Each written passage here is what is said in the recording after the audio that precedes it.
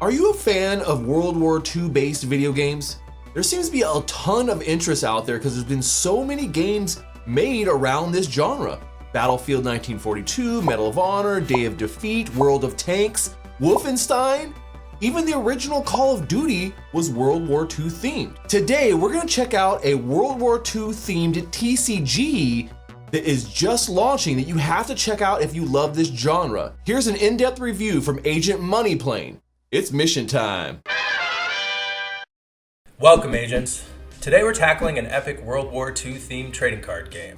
So let's travel to the beaches of Normandy, let's hold the line at Stalingrad, and let's raise that flag on Iwo Jima as we battle it out in Storm Warfare.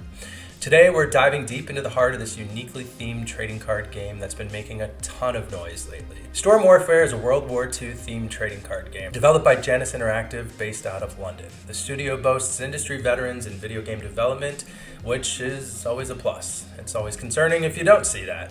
They're also incubated by Cetify, who has been making a splash recently in supporting new games like Bloodloop, Animalia, and Kokiri.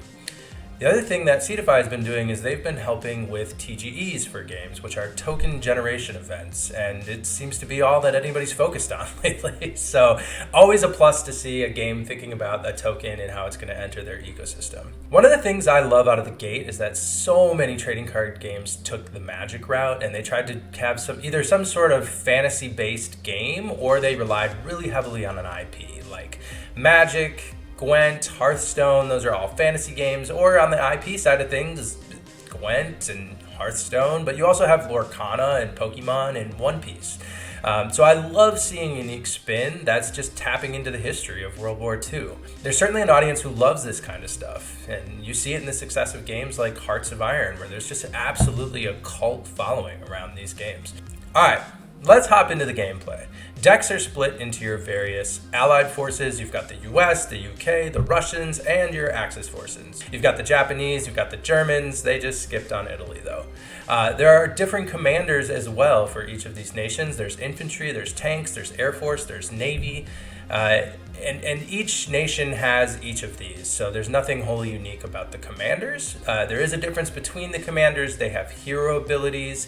So much like Hearthstone, you've got your infantry commander who can generate a 1-2 unit. You've got your navy commander that can do 2 random damage, and this costs 2 energy. It also gives you options if you have a bad draw in the early game or you just don't have the cards to use up your energy pool. A lot of the mechanics can be found in other card games. There's nothing really wholly unique about Storm Warfare. You see a lot of the same abilities, but it's just showing up under different names. So you've got thunder units. When you play them, they can attack on the turn they've played. Final Stand won't die the first time it's killed. It'll come back as a 1/1 unit. And you've got deploy abilities, which activate when the card is played. You also have Fortress, which is a defender, and a list goes on and on. Again, nothing really unique on this front, but it also makes it easy to just jump in and play. This game also has a really different cadence compared to some of the other card games I've tried.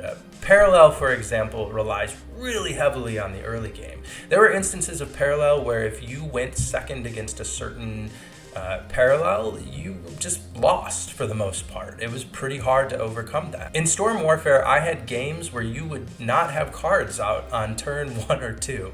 A lot of these games were going 8 to 10 turns. It partially credit to the balance in the game, but also because of mechanics like Retreat, which returns units to players' hands, or really powerful abilities, which could totally wipe the board, even if you had huge board advantage.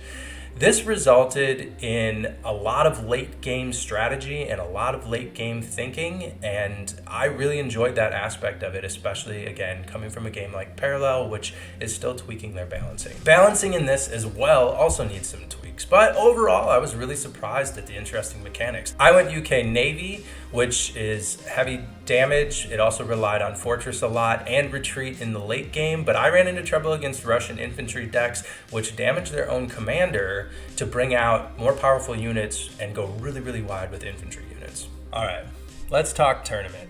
Recently, Storm Warfare ran a huge 6-day tournament that just wrapped up.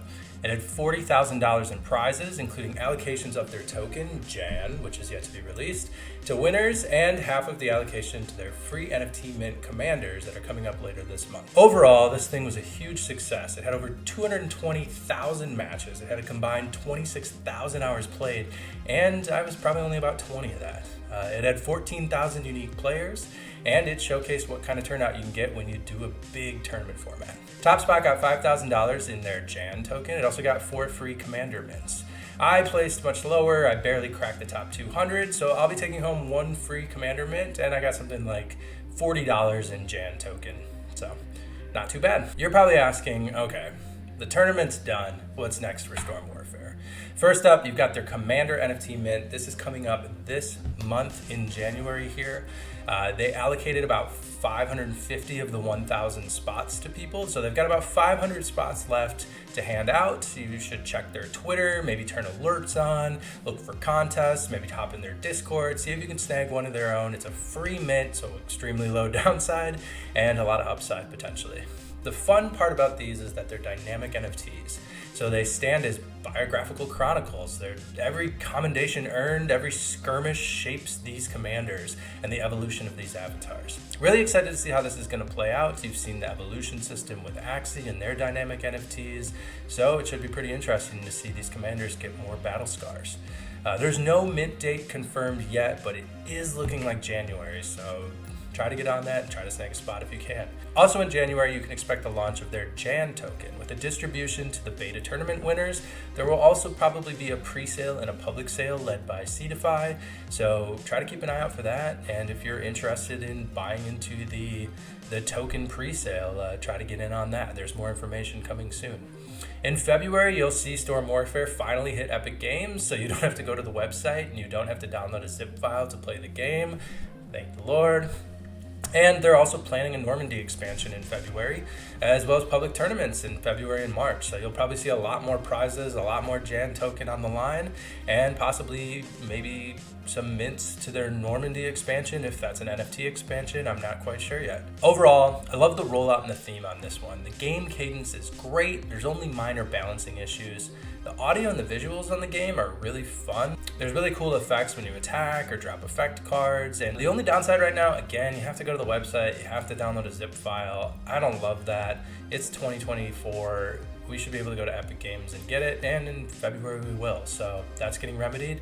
The only other downside, again, when it comes to balancing, the tank deck is just really underwhelming, so I would avoid that one at all costs. Keep an eye on their Twitter for a chance to win a free commander whitelist, and keep your heads up, soldier. We can still win this war.